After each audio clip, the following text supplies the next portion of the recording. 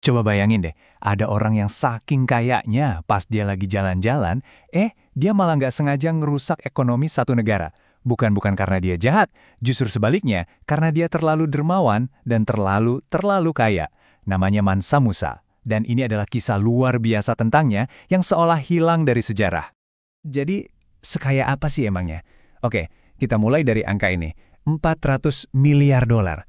Dan ini perlu dicatat ya, angka ini tuh perkiraan paling rendah loh. Angka paling konservatif kalau kekayaannya dihitung pakai nilai uang sekarang. Tapi kalau kita lihat perkiraan paling tingginya, angkanya bisa sampai 2 triliun dolar. Wow, itu angka yang bahkan susah buat kita bayangin. Jauh di atas gabungan kekayaan semua miliarder yang kita kenal hari ini. Nah, ini kan jadi pertanyaan besar ya. Kenapa kalau gitu kebanyakan dari kita nggak pernah dengar namanya di buku-buku sejarah? Kenapa orang terkaya sepanjang masa ini seolah-olah lenyap dari cerita dunia? Yuk, kita bedah bareng-bareng. Untuk ngerti kekayaan Mansa Musa, kita harus mundur dulu, ngeliat dari mana dia berasal. Kekaisaran Mali yang super kuat di Afrika Barat pada abad ke-14. Sebuah peradaban yang jauh lebih besar dan lebih maju dari yang mungkin kita kira. Seberapa besar sih? Kekaisaran Mansa Musa itu luasnya hampir 1,3 juta kilometer persegi. Biar kebayang ya, itu lebih dari 2 kali lipat luas negara Prancis modern. Wilayahnya mencakup beberapa negara di Afrika Barat sekarang ini.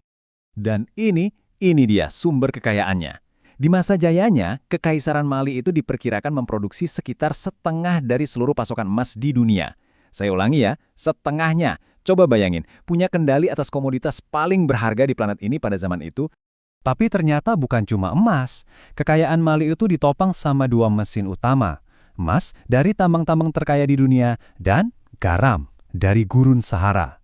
Dulu, di dunia pramodern, garam itu harganya selangit. Penting banget buat ngawetin makanan.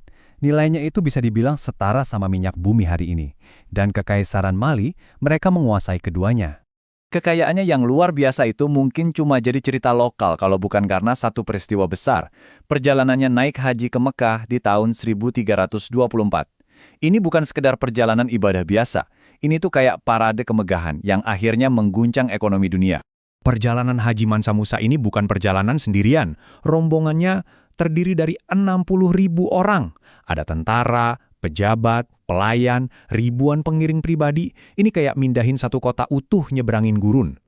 Dan mereka nggak datang dengan tangan kosong dong. Rombongan ini bawa sekitar 18 ton emas murni. Buat apa? Buat biaya perjalanan, sedekah, sama hadiah. 18 ton emas? Terus apa akibatnya? Nah, waktu singgah di Kairo, Mesir, Mansa Musa ini ngebagiin dan ngebelanjain emas banyak banget. Sampai nilai emas di sana anjlok. Inflasi yang dia sebabkan itu parah banget. Saking parahnya, ekonomi kota Kairo butuh waktu sekitar 12 tahun buat pulih lagi. Perjalanan epik ini ya, dimulai dari ibu kota Mali. Terus melintasi gurun Sahara yang ganas, bikin Kairo melongo dengan kedermawanannya yang gak masuk akal, sebelum akhirnya sampai di Mekah. Sebuah pencapaian logistik yang luar biasa pada masanya. Seorang sejarawan dari zaman itu, Al-Umari, sampai nulis begini, pria ini membanjiri Kairo dengan kebaikannya.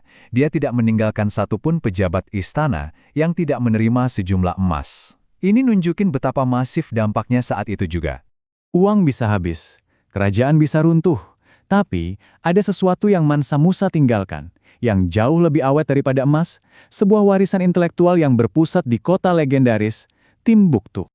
Mungkin kita sering dengar ya istilah dari sini ke Timbuktu, yang artinya itu tempat yang jauh banget, antah berantah. Ironisnya, ini adalah stereotip yang salah kaprah banget. Yuk kita hancurkan mitos itu. Di masa kejayaannya, Universitas Sankore di Timbuktu itu punya mahasiswa sampai 25.000 orang. Jumlah segitu lebih besar loh dari populasi banyak kota di Eropa pada waktu yang sama. Jadi, Timbuktu itu bukan ujung dunia. Timbuktu adalah pusatnya dunia. Dan buktinya ada di sini, perpustakaan-perpustakaan di kota itu menyimpan sampai 700.000 manuskrip. Isinya apa? Macam-macam. Ada kedokteran, astronomi, hukum, filsafat. Ini adalah harta karun pengetahuan, bukti nyata betapa majunya peradaban Afrika Barat saat itu. Nah, ini semua membawa kita kembali ke pertanyaan di awal. Kalau Mansa Musa sekaya itu, sekuat itu, dan peradabannya semaju itu, kenapa ceritanya seolah-olah terlupakan? Kenapa sejarah yang begitu kaya raya ini seperti dihapus dari ingatan kita bersama? Jawabannya emang rumit, tapi intinya begini, sejarah itu kan seringkali ditulis oleh pemenang.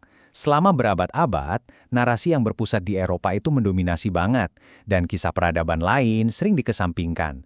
Lebih parahnya lagi, era kolonialisme itu butuh mitos tentang benua gelap, seolah-olah Afrika itu nggak punya sejarah untuk membenarkan tindakan mereka. Akibatnya, banyak catatan sejarah Afrika dihancurkan atau dianggap nggak penting, termasuk tradisi lisan mereka yang sebenarnya sangat kaya.